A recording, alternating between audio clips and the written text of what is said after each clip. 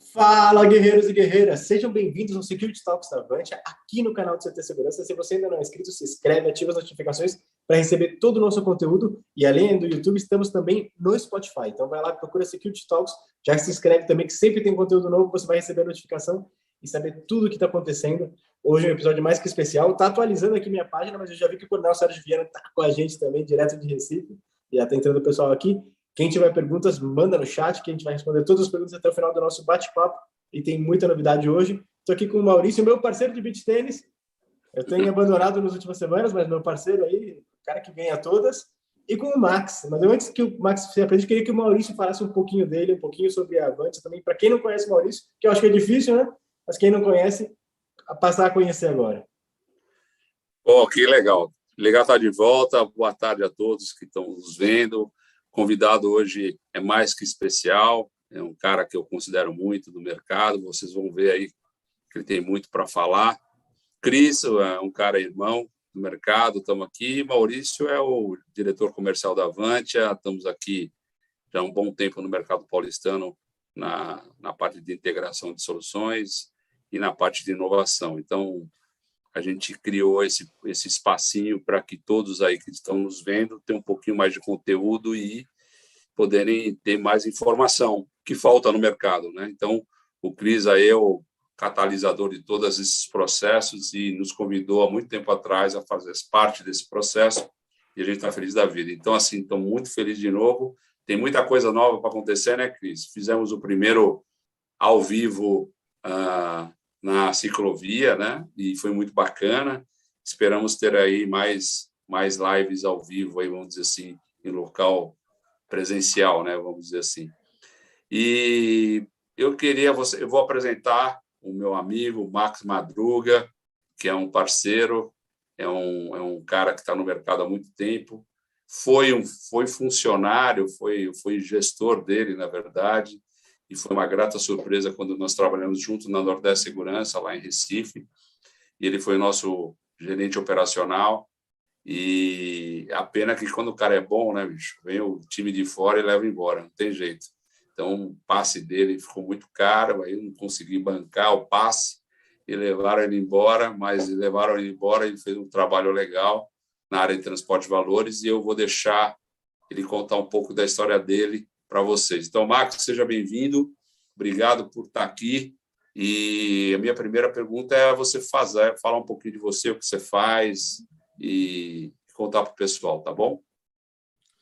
Maravilha, Maurício. Agradeço a você, agradeço ao Christian, a Avante e ao CT Segurança pelo convite. É uma honra, uma satisfação poder estar aqui, trocar um pouco de experiências com vocês e conversar um pouquinho sobre a logística de valores. Bom, um pouco disso que você falou aí é mentira, né? Porque você foi meu chefe, então me contratou e tem que dizer que eu era bom, senão você errou na contratação, você não vai falar isso. Então, mas tudo bem. Bom, falar um pouquinho aqui, me apresentar, eu me chamo Max Madruga, eu trabalho com segurança desde a época que a gente foi oficial temporário do Exército, né? Então me alistei lá com 18 anos, ingressei nas Forças Armadas, no Exército Brasileiro, passei quase 10 anos na Força, fui oficial temporário, servi em João Pessoa, servi em Teresina, e daí comecei a pegar gosto pela atividade de segurança, pelo tema segurança. Me formei em Direito, sou advogado, inscrito na ordem, mas apesar de gostar muito da área, na verdade, a minha carreira profissional está toda ligada à área de segurança. Saindo do Exército, eu fui trabalhar na primeira transportadora de valores, que foi a Serviçam, uma empresa que tinha operação no norte e nordeste do país. Foi quando surgiu a oportunidade de trabalhar com você lá em Recife, na Nordeste. A gente passou um tempo juntos lá, trabalhando também na atividade de transporte de valores, e depois disso, surgiu um convite para vir participar de um projeto aqui em São Paulo, de implantação de uma transportadora de valores chamada TB Forte, que é uma empresa do grupo Tecban, com foco no transporte de valores, especialmente no abastecimento de caixas eletrônicos do Banco 24 Horas, que é o produto da Tecban no mercado, né? Então, se contar o tempo de exército, já vão aí 28 anos lidando com a segurança, inicialmente no exército, e depois mais 21 aí na segurança privada, todos dedicados ao transporte de valores. Muito legal, muito legal.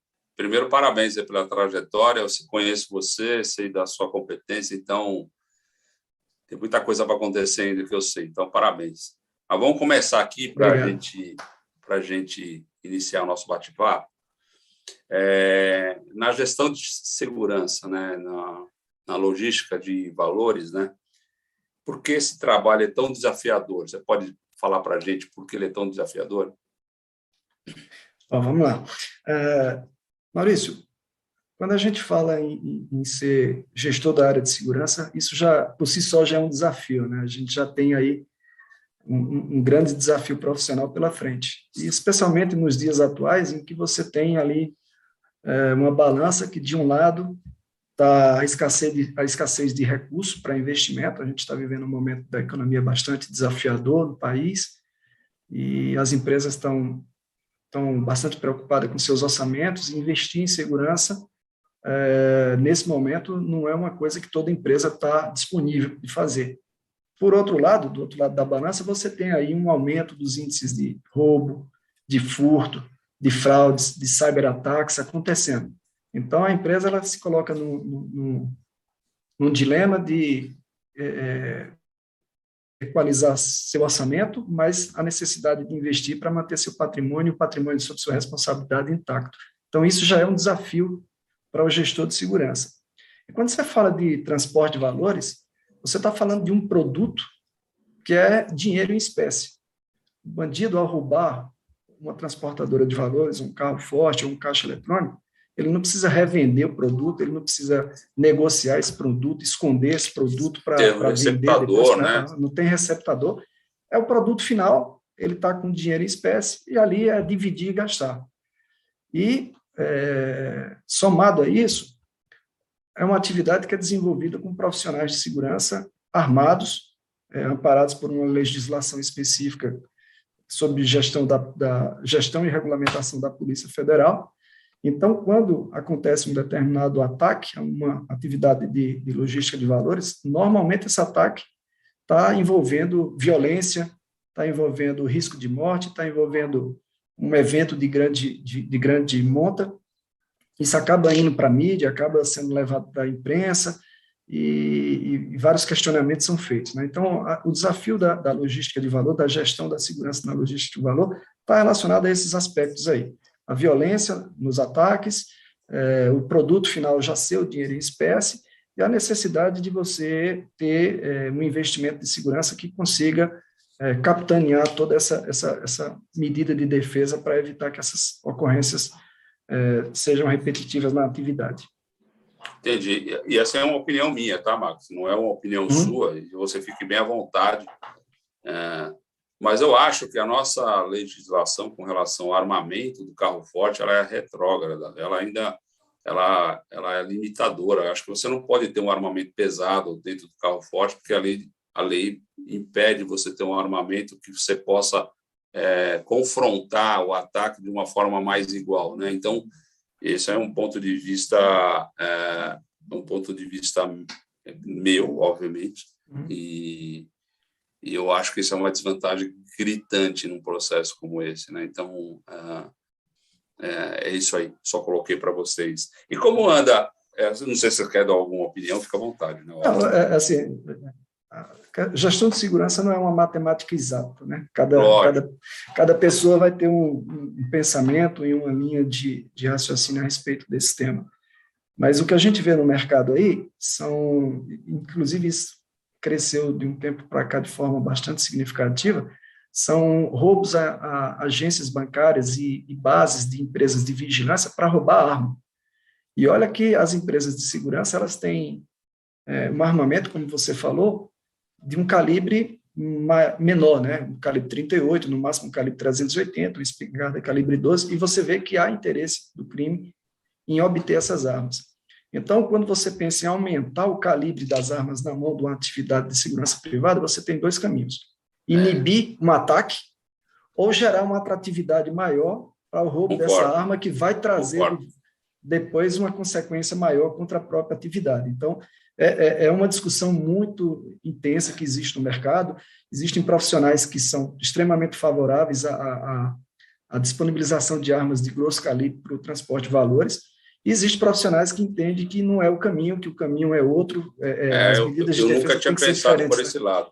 Nunca tinha pensado por esse lado. Você está me falando, tá vendo como é bom falar com quem conhece? Nunca tinha pensado nessa questão do ataque na base, para o cara resgatar essas... Porque hoje existe, né? E pegando o gancho, como é que anda a sinistralidade contra a logística de valores atualmente? Maurício, a gente passou aí na logística de valores por diversas fases, né? A atividade de transporte de valores no país, ela teve origem lá no início da década de 70. Então, aí já vai bastante tempo, e ao longo desse percurso, as empresas passaram por diversas fases. A fase do ataque às bases, com sequestro de profissionais e de seus familiares, para que pudesse haver uma facilitação da entrada dos criminosos na base. A abertura da base, né? A abertura da base, essa coisa toda. Depois veio uma fase que era a construção de túneis, né? Isso você verificava não só nas bases de transporte de valores, mas também Banco Central, Seretes. E aí eu conheci uma pessoa que lidava com seguro, que ele falava assim, olha, está sendo construído um túnel neste momento, a gente só não sabe onde e quem é o alvo, mas está sendo construído. Então, isso, na verdade, em determinado período da nossa atividade de transporte de valores, e não muito distante, né? E agora a gente está vendo aí uma modalidade nova de ataques a bases e instituições financeiras, que a mídia está denominando de novo cangaço, que aí você está tendo ações com uso de explosivos e armas de grosso calibre, .30, .50, praticados por quadrilhas de 30, 40 pessoas que entram nas cidades, tentam bloquear a ação da polícia na segurança pública, e tentam invadir as agências bancárias e as bases de transporte de valores, como a gente fala vulgarmente, né, na força, através de tiros em grandes quantidades de arma de grosso calibre, com explosões, para tentar obter dinheiro. Tirando essa questão das bases de transporte de valores, que a gente teve um pico ali em 2016, 17, 18, nos últimos anos, 19, 20, 21, houve um decréscimo significativo nessa incidência de ataques à transportadora de valores. Isso porque as empresas, lá em 16, 17, 18, não estavam preparadas para essa modalidade de ataque. Eram instalações construídas com outro foco de segurança, preocupadas com outra modalidade de ataque, que o histórico passado fazia a gente focar os esforços de defesa para outras modalidades de crime. E agora, com esses ataques dessa forma, em 19, 20 e 21, houve um investimento enorme por parte das transportadoras de valores na defesa de suas bases e dos seus carros fortes. Então, a gente viu aí, nos últimos 3 ataques a transportadoras de valores, ocorrido essa semana, inclusive, né, em Guarapuava, no Paraná, está bastante divulgado na mídia. Nós tivemos também um ataque em Ribeirão Preto e um ataque em Eunápolis, na Bahia. Esses foram os 3 últimos. E esses 3 ataques, os criminosos não tiveram sucesso. Eles entraram na cidade, criaram todo esse... É um custo isso, né? É um custo enorme. Eles entraram na cidade, conseguiram deter a ação policial, invadir as instalações das empresas, mas não conseguiram levar o dinheiro. E isso mostra que os investimentos realizados surtiram efeito e que as empresas de transporte de valores já estão preparadas para essa modalidade de crime. Então, a gente tem aí, te dando um número estimado, entre 2017 e 2021, nesses últimos 5 anos, a gente teve uma redução aí em torno de 50% a 60% no índice de ataques contra empresas de transporte de valores. E você pode falar para a gente quais são as medidas que vocês tomaram para dissuadir ou, pelo menos, diminuir isso ou não? Maurício, isso a gente pode falar de uma forma tranquila, porque Qualquer profissional de segurança, quando vai elaborar um sistema de defesa, ele vai olhar 3 aspectos: o aspecto físico, o aspecto tecnológico e o aspecto humano. Então, foi isso que as empresas fizeram, né? Na questão do aspecto físico, a gente colocou barreiras físicas para impedir ou retardar a entrada dos criminosos nas instalações e dificultar o acesso ao cofre forte das empresas. Então, a gente tem aí reforço de blindagem arquitetônica com nível de concreto diferenciado, nós temos situações de reforço de porta forte do cofre, instalação de roadblockers, de bollards e de outras medidas, outros equipamentos de defesa que são físicos para impedir e retardar essa entrada. E, com isso, dá a oportunidade das forças de segurança pública poderem implantar seus planos de reação, seus planos de ação para a contenção da fuga desses criminosos. Ninguém espera que um policial vá trocar tiro com uma pistola 9mm contra um bandido com .50, né? Mas aí a inteligência policial tem trabalhado de forma muito intensa aí em planos de contingência, em planos de contenção para conter a fuga desses criminosos ou direcionar as fugas desses criminosos para determinada região para que eles possam atuar e prender os criminosos. No aspecto tecnológico, a gente também teve diversos avanços com modernização do sistema de alarme, modernização do sistema de CFTV, modernização do monitoramento remoto das instalações, modernização de reconhecimento facial, de inteligência artificial, de várias ferramentas que vão permitir uma ação mais proativa da segurança da base, uma ação de defesa no momento da ocorrência mais eficiente e permitir auxiliar as forças de segurança pública pós-evento na identificação das pessoas envolvidas no ataque. E no terceiro e último aspecto, quando você fala no aspecto humano,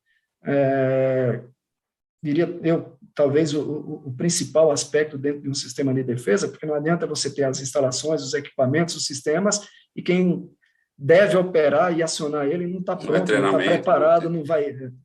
E nesse sentido, a gente reforçou a capacitação dos profissionais, aumentou a quantidade de armas e munições para os calibres permitidos por lei, implantou sistemas com planos de defesa mais eficientes voltados para essa modalidade de ataque, e esses 3 últimos eventos que aconteceram, como eu falei, mostram que as empresas investiram de forma correta e que as empresas estão preparadas e que, infelizmente, para os criminosos, eles precisam mudar o foco, porque nas bases de transporte de valores não está dando mais certo, não. E a gente sabe que aquela máxima, né, que eles precisam de em curto tempo, atingir o objetivo. E se você consegue colocar barreiras de impedindo ou dissuadindo, é a coisa melhor, né? E assim, eu experimentei da sua competência, porque você comentou que nós trabalhamos juntos, mas a gente trabalhou junto na Nordeste Segurança Eletrônica, né? Eu não era da Transporte de Valores.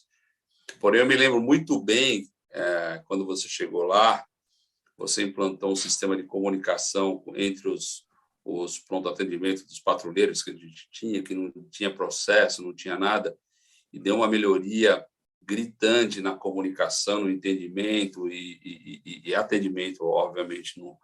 Então, isso que você está falando de treinamento, de processo, eu experimentei isso e é isso mesmo. Não adianta nada você ter vários recursos se o seu operador não sabe nem o que é uma câmera digital, vamos dizer assim. Então, é por aí. Então, você tem toda a razão, né?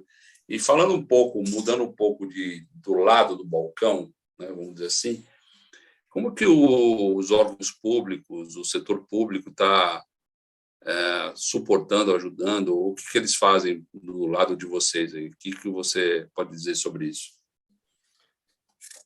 Maurício, a gente, com o advento desses ataques aí, não só nas bases de transporte de valores, mas a partir do momento que os carros fortes também passaram a ser atacados nas estradas, em deslocamento rodoviário com o uso de explosivo, o relacionamento entre segurança privada e segurança pública se estreitou ainda mais, né? A gente tem, em todos os estados aí, tem sido recebido pelos órgãos de inteligência das polícias militares, das secretarias de segurança, da Polícia Civil, para estreitar um relacionamento profissional muito importante para o desenvolvimento da nossa atividade, que tem permitido alguns trabalhos de inteligência muito interessantes por parte da segurança pública. E um outro fator que é extremamente importante, que a gente tem visto acontecer em várias cidades do país, é a atuação da Polícia Militar, principalmente dos batalhões de elite, que são responsáveis por reagir nesse tipo de evento, com simulados durante a madrugada, dos seus planos de contingência, dos seus planos de contenção, junto com as empresas de transporte de valores.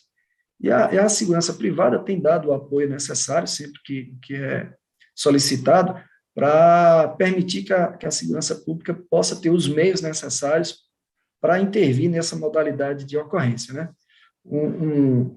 E isso a gente tem uma preocupação e tem levado essa preocupação para os órgãos de segurança pública, no sentido de que isso não pode estar restrito a uma polícia estadual, porque a gente sabe que hoje em dia todos esses crimes que estão sendo praticados contra transportadores de valores e instituições financeiras são praticados por quadrilhas interestaduais.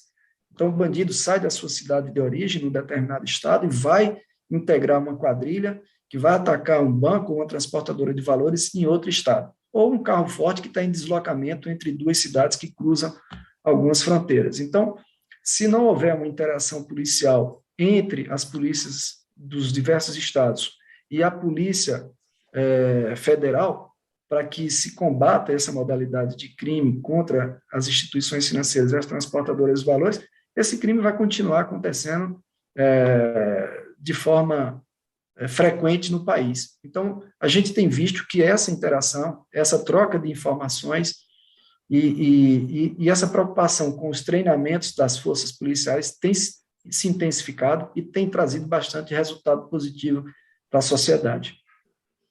Muito bacana, né? É bom saber, né, que existe essa sinergia, né?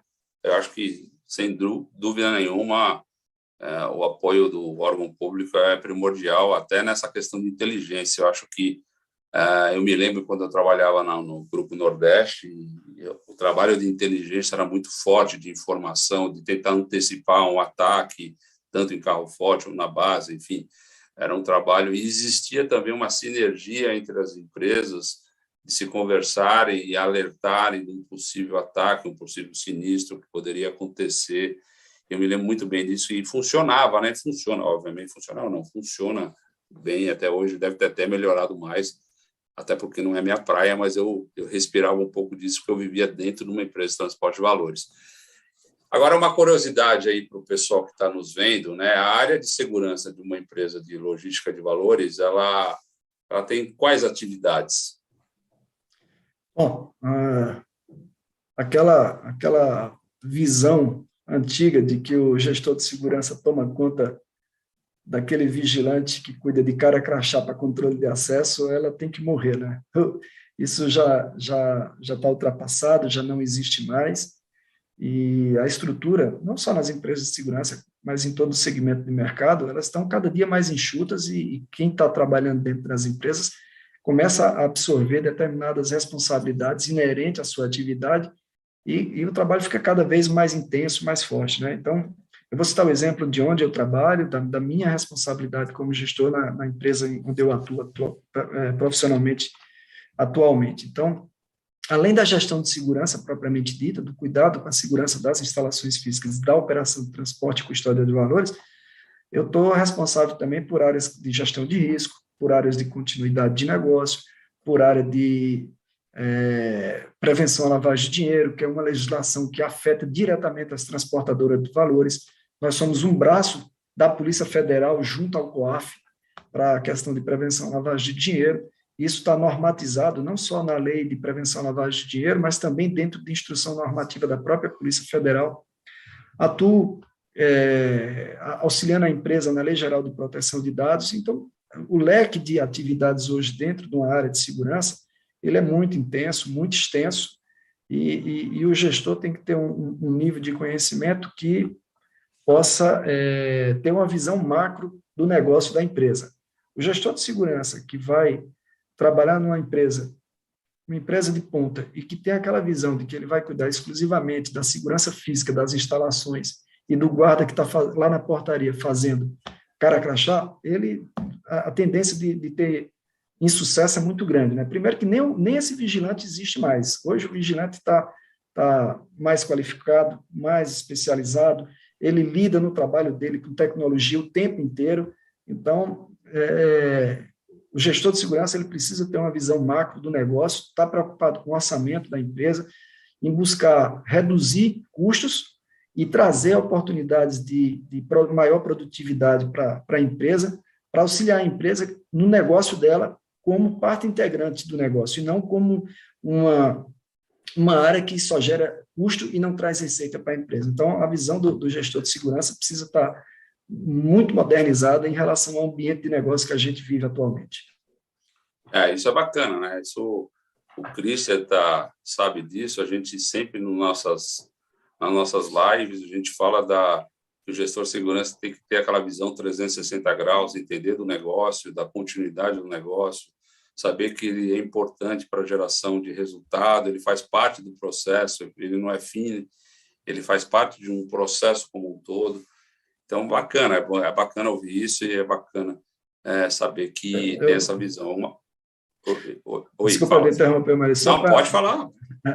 Só para te dar como exemplo, né, o que é que eu costumo falar com as lideranças que trabalham comigo? Né? Olha, nós somos uma empresa de segurança privada, mas a atividade fim da empresa não é segurança. A atividade fim da empresa é a operação de custódia e transporte de valores. Então, a gente tem que trabalhar como prestador de serviço para a atividade fim da empresa. E a segurança ela não pode ser vista como aquela barreira que impede ou dificulta o negócio da empresa funcionar.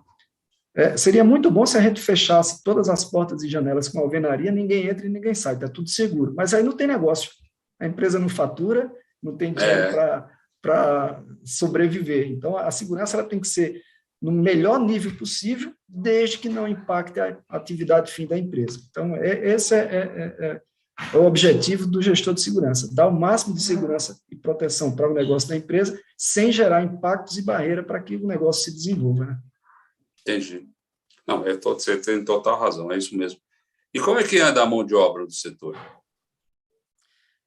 Apesar da gente ainda ter uma legislação que permite que os profissionais vigilantes tenham um nível de escolaridade ali de ensino fundamental, né? Hoje em dia a gente dificilmente encontra um profissional no mercado com esse nível de escolaridade. Até porque, como eu falei já anteriormente, a atividade do vigilante hoje em dia, ela requer habilidades além do uso de arma. O vigilante, numa empresa de segurança hoje em dia, ele está lidando com o CFTV, ele está lidando com o sistema de alarme, ele está lidando com o PSIM, que é um sistema de integração das medidas de defesa, ele está lidando com alguma mobilidade para o trabalho dele em relação ao processo que ele está desenvolvendo para baixa de apontamentos do que ele está desenvolvendo.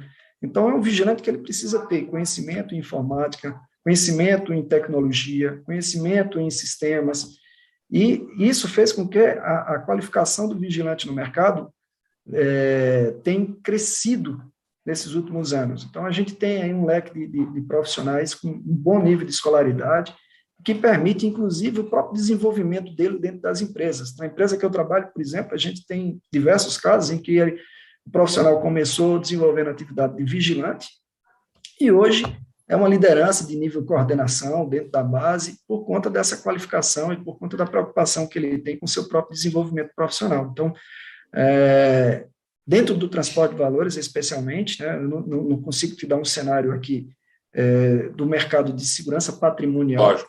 Mas dentro do segmento de transporte de valores, a gente já está com um nível de evolução muito bom e uma resposta de preocupação dos profissionais com o seu próprio desenvolvimento bastante interessante. Muito legal mesmo. Mas isso é importante, né? Você capacitar o seu time, né? Porque, como você falou, você é um prestador de serviço, né? Então, você tem que entregar o melhor serviço, na melhor qualidade, dentro dos padrões e prazos contratados. Eu sei como é que é isso. Eu também sou um prestador de serviço e sei que a importância da capacitação, a importância da mão de obra nesse processo, né? Eu sei também que vocês, a TB Forte, tem uma área de inovação, já olham com outros olhos o segmento, e isso é bacana, a gente já andou conversando de muita coisa, a Avantia e vocês aí, com algumas potenciais soluções, mas, no seu ponto de vista, o que ainda precisa de desenvolvimento nessa área de segurança logística que você pode falar? A gente pode fazer um paralelo, Maurício, com um transporte de carga. Transporte de carga, hoje, é uma atividade que todo mundo reconhece que é uma atividade com um nível de uso de tecnologia muito grande. Caminhões com rastreamento, com blindagem, uma central de segurança extremamente forte na sua retaguarda, com diversos itens de rastreamento dos produtos, com uso de QR Code, de código de barras, de leitora de reconhecimento facial, enfim. O transporte de cargas, ele é uma atividade que hoje está muito desenvolvida na integração entre a atividade e o uso de tecnologia. O transporte de valores, ele é um transporte de cargas cujo produto é o dinheiro. Eleva o nível de risco, né? Tem a participação de vigilante armado na execução da atividade, mas é um transporte de carga onde eu tenho que armazenar o dinheiro em determinada instalação física e transportar ele para disponibilizar ele para a instalação, para a população poder ter acesso, seja numa agência bancária, seja no caixa eletrônico. Então, o transporte de valores, ele precisa acompanhar essa modernização e o uso de tecnologia na sua atividade. Como transportar esse produto, que é o dinheiro, com mais eficiência, com maior nível de segurança, usando as ferramentas tecnológicas que existem no mercado, aperfeiçoando os processos, desenvolvendo novos processos com ferramentas que possam trazer maior produtividade, maior eficiência para a operação da empresa, com resultados mais eficientes e seguros. Então, é para esse caminho que o transporte de valores está migrando. Está deixando de ser aquela atividade rústica, em que entra 4 vigilantes dentro do carro forte, com um malote na mão para transportar para um determinado lugar e finda nisso.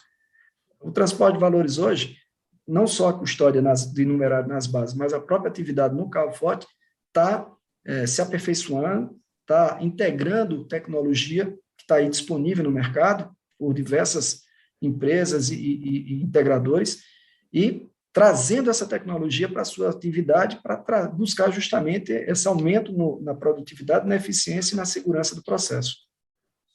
É interessante. Eu me lembro que uma vez eu participei de uma reunião, isso faz muito tempo, já faz mais de 20 anos, lá na Nordeste Segurança, e vi um pessoal israelense falar sobre blindagem. E aí o israelense perguntou para mim qual era a blindagem que a gente usava, eu não sabia, mas o pessoal foi me falando, porque a reunião estava sendo em inglês, e aí o israelense perguntou, mas vocês estão em guerra civil? Vocês estão... Porque foi muito engraçado. Eu fiquei olhando para ele, vocês estão em guerra civil? Eu falei, não, isso é o carro forte nosso, que a gente tem que usar aqui para se defender dos ataques. Maurício, eu tive a oportunidade profissional de ir a Tel Aviv, de ir a Israel, junto com o Joiandro, que é um parceiro que trabalha comigo, que você também conhece bem. Conheço muito bem. E nós estivemos lá buscando algumas soluções e buscando justamente esse viés de inovação para trazer para dentro da atividade da empresa. E aconteceu algo semelhante com isso, né? A gente foi falar um pouco a respeito de blindagem, não aumentar o nível de blindagem, porque a gente tem uma legislação que regula a blindagem aqui no Brasil para atividade de segurança privada até o nível 3, acima disso aí já são blindagens de uso restrito das Forças Armadas, mas a gente chegou a mostrar vídeos para fornecedores de blindagem lá, que a gente estava buscando blindagem nesse nível, mais leve e de um metal mais reforçado. E a reação foi muito engraçada, porque eles não acreditavam que isso acontecia aqui no Brasil dessa forma. Quando a gente mostra os vídeos de explosão de carro forte, como o carro forte fica, e o volume que isso acontece aqui, lá fora, causa realmente espanto nas pessoas por conta dessa violência, né? dessa violência, né? Eu fico imaginando o cara ver um vídeo nosso de um ataque no carro fora e falar, não, esses caras estão em guerra. Na verdade, faz parte do nosso cotidiano esse tipo de... Uma outra curiosidade, essa curiosidade que me ocorreu agora, eu me lembro que existia a possibilidade de colocar dentro dos carros fortes aqueles aparatos, aqueles equipamentos que destroem o dinheiro, no caso, na tentativa fora do padrão, distância do ponto, ou ele incinera o dinheiro, ou ele marca com tinta. Isso pode ser utilizado? O Banco Central repõe o dinheiro danificado? Isso pode ou ainda é um mistério? Essa é uma curiosidade.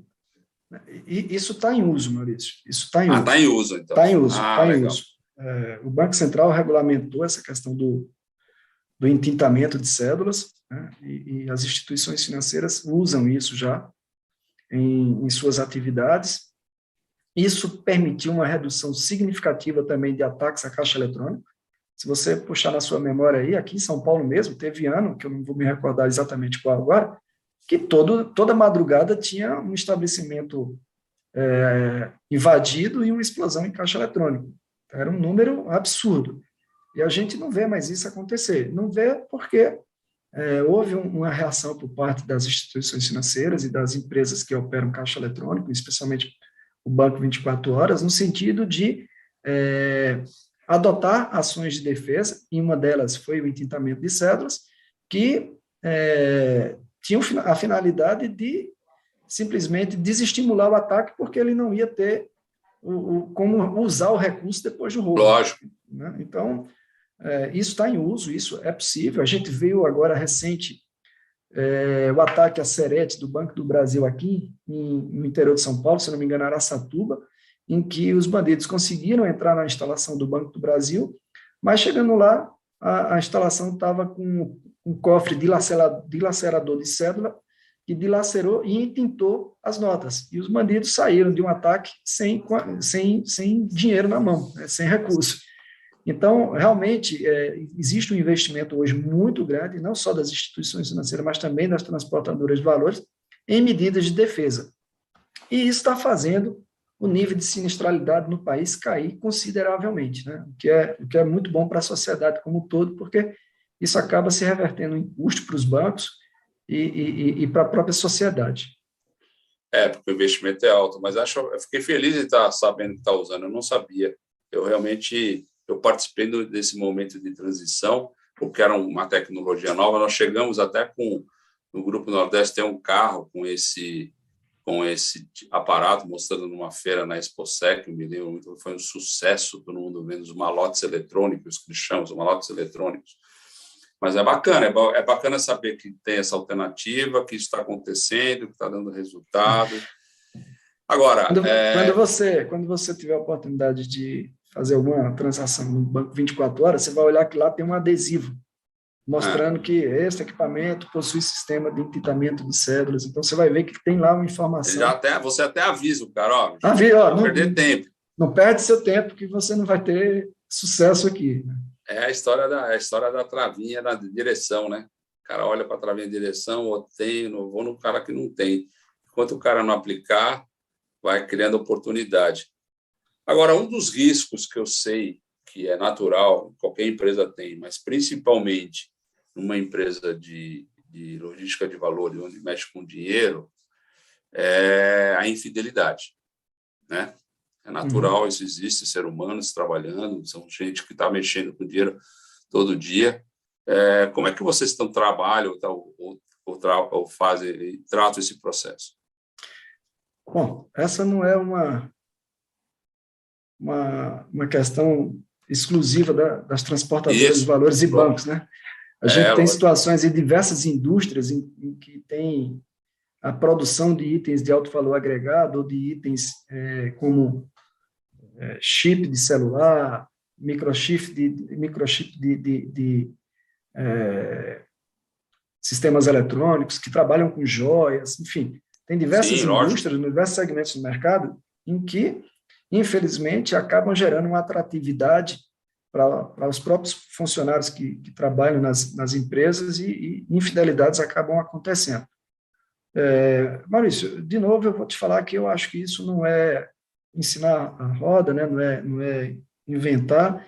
O que precisa ser feito e que todo mundo deve praticar nesses negócios em que há esse tipo de risco são 3 ações. A primeira delas está relacionada ao processo de seleção, muito bem feito, né? Você conhecer a pessoa de fato antes de contratar essa pessoa, conhecer o seu histórico profissional, conhecer o seu perfil pessoal, seu perfil familiar, o motivo dele estar disponível no mercado, checar, quando a legislação permitir, todos os seus antecedentes e por aí vai. Então, primeiro é um processo de seleção rigoroso, uma questão de background check, para analisar quem é a pessoa. Essa pessoa estando dentro de casa, você não deixar de manter esse acompanhamento. Ok, você sabe quem é, você sabe que é uma pessoa idônea, mas colocou ele dentro de casa. Agora, tem o que a gente chama dentro da área de segurança, vocês sabem muito bem disso, que é a questão da oportunidade, né? Às vezes a oportunidade acaba fazendo o ser humano tomar algumas ações que não são as mais corretas possíveis. E quando acontecem essas oportunidades, e que estão associadas a uma necessidade da pessoa ou alguma outra situação que leve ela a tomar uma ação de furto, você precisa ter uma terceira perna, que os processos que as pessoas desenvolvem dentro da empresa, elas sejam constantemente monitorados por outra pessoa, pelo CFTV, por questões de uso de inteligência artificial. Então, as ações são um processo de seleção muito bem feito, um acompanhamento permanente do funcionário enquanto ele está trabalhando dentro da sua empresa ainda, e os processos eles precisam ser sempre monitorados, de uma forma ou de outra, mas os processos precisam ser monitorados. E isso não é trabalhar investigando a pessoa, isso é trabalhar com medidas de prevenção que possam, inclusive, permitir para o próprio funcionário comprovar a sua lisura e a sua idoneidade quando alguma ocorrência vier a acontecer, né? Então, são esses aspectos que vão trazer aí um nível de infidelidade pequeno ou reduzir muito esse risco dentro das empresas. Eu tive a experiência de entrar dentro de uma tesouraria e eu sei como é que o ambiente é realmente, primeiro, bem organizado, mas, ao mesmo tempo, é muito dinheiro que você vê, dinheiro para tudo quanto é lado, né? Então, se uma pessoa não está preparada psicologicamente, realmente é uma coisa que fica na cabeça, né? Eu me lembro muito bem, lá do Nordeste, eu me lembro que às vezes eu entrava na tesouraria para fazer trabalhos e o cuidado muito grande com as pessoas, isso é importante, cuidado muito grande com as pessoas, óbvio, né? Que a oportunidade faz, mas ter um cuidado e tratar bem as pessoas, acho que faz parte, né? Você falou uma frase aí que é um mantra aqui dentro da empresa onde eu trabalho, né? O nosso executivo de RH, ele fala isso de forma permanente e diária, né? Quando a empresa cria um distanciamento entre a empresa e funcionário, ela está dando margem para que problemas aconteçam. Então, você tem que ter um relacionamento empresa-funcionário muito próximo e cuidar das pessoas. Se as pessoas se sentem cuidadas e acolhidas pela empresa que contratou ela naturalmente vai ter um comportamento muito melhor do que aquelas pessoas em que vivem em atrito com a empresa onde trabalham, né? Então, cuidar das pessoas é muito importante, em todos os aspectos. Tá sempre com a porta aberta, que eu falo, né? A gente sempre está querendo ouvir, sabendo ouvir, né? O nosso propósito da Avante é criar soluções, superar desafios para cuidar das pessoas. Esse é o nosso propósito.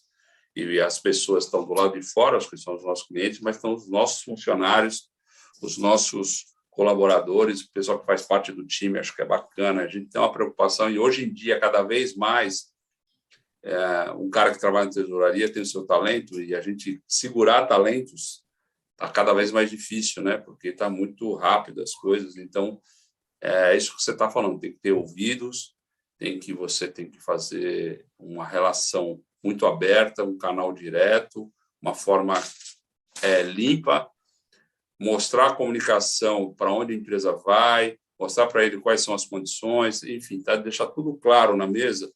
Eu acho que você tem só a colher, sem dúvida nenhuma. Eu acho que é por aí, né? Eu vou aproveitar aqui. Né? Hã? Se sentir parte, né? Exatamente. Se sentir parte da empresa. Ô, Cris, eu vou pegar a sua fala, mas eu vou falar porque eu vou pegar a sua fala. Quem está vendo aí, dá uma curtida aí, por favor. Dá uma curtida no nosso... Aliás, não deixa de dar um like e compartilhar o conteúdo, que está muito show esse bate-papo. O Carlos Trindade fez uma pergunta também, mas o Max já respondeu.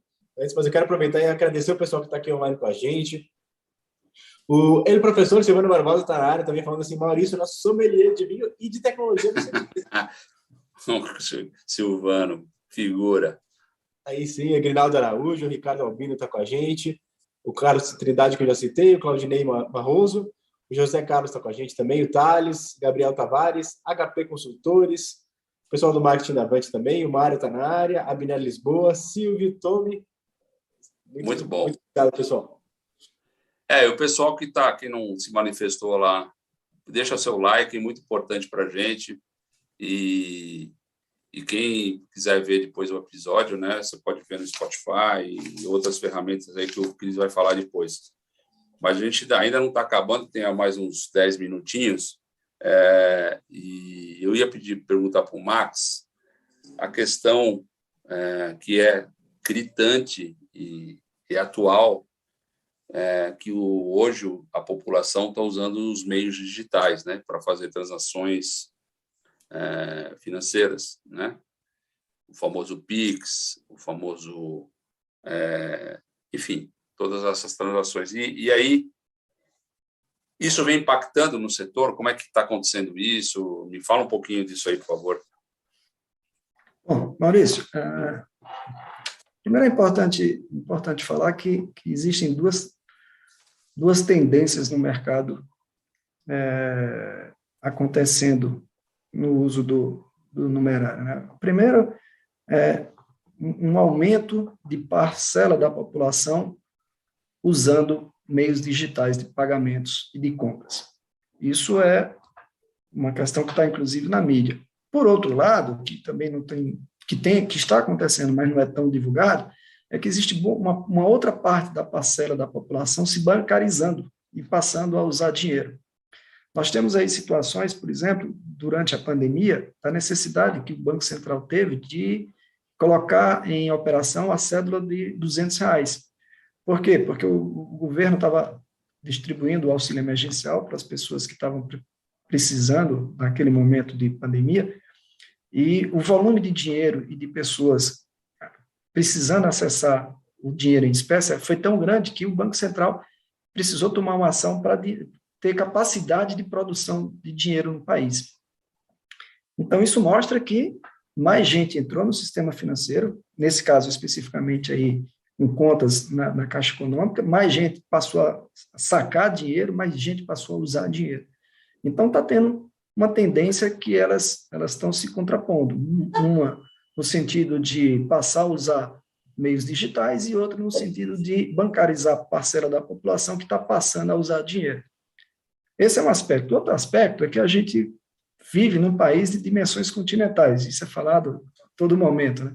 E a gente tem culturas diferentes. A gente tem aqui no Sudeste, especialmente na região de São Paulo, Rio, Minas, né, pessoas com um nível de cultura, de uso de dinheiro e de uso de tecnologia, com acesso a um smartphone, a uma conexão 3G, 4G, Wi-Fi, para uso de ferramentas tecnológicas para essas transações bancárias, que a gente não vai encontrar em outras cidades do país, em regiões diferentes da Sudeste, né? Eu sou nordestino, eu vim lá da Paraíba e falo isso sem nenhum preconceito, porque eu sou de lá e sei como funciona bem a nossa região. Então, num país do nosso tamanho, com essa dimensão territorial e com essa infinidade de culturas, a primeira coisa que a gente precisa entender é que os cenários são muito diferentes em locais diferentes. E outra, que a gente tem uma experiência de olhar o que já aconteceu em países da Europa e da América do Norte. Em nenhuma situação a gente viu dinheiro acabar, né? Nós temos países lá na Europa que passaram a usar ferramentas tecnológicas para transações bancárias e para compras muito antes do Brasil.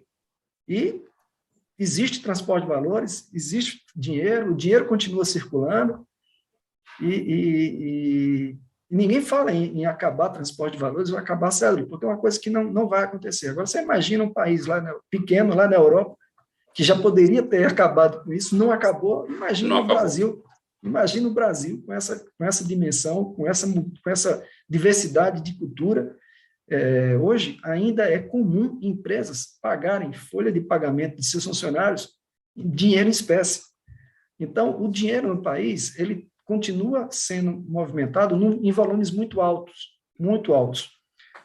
De fato, há um aumento no uso de meios digitais para transação e para compras online, mas a gente ainda não tem condições no Brasil de dar uma certeza qual vai ser o patamar de estabilização desses processos.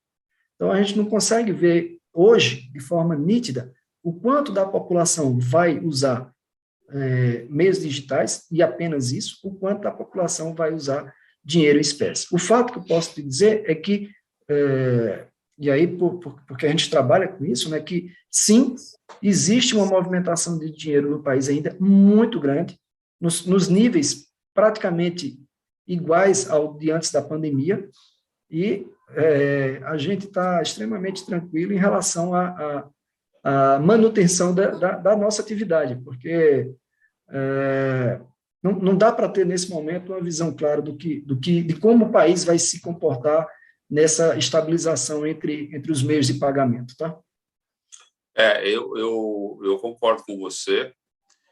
E uma coisa que você falou no início, que eu também fiquei sabendo há um tempo atrás, existe muita gente que não tem uma conta no banco ainda, por incrível que pareça. A gente imagina que todo mundo tem sua conta bancária, e não, tem muita gente que não tem conta em banco. Então, você falou bancarização, né? Bancarização que você falou, isso? Isso. Então, esse movimento ainda está acontecendo no Brasil, né?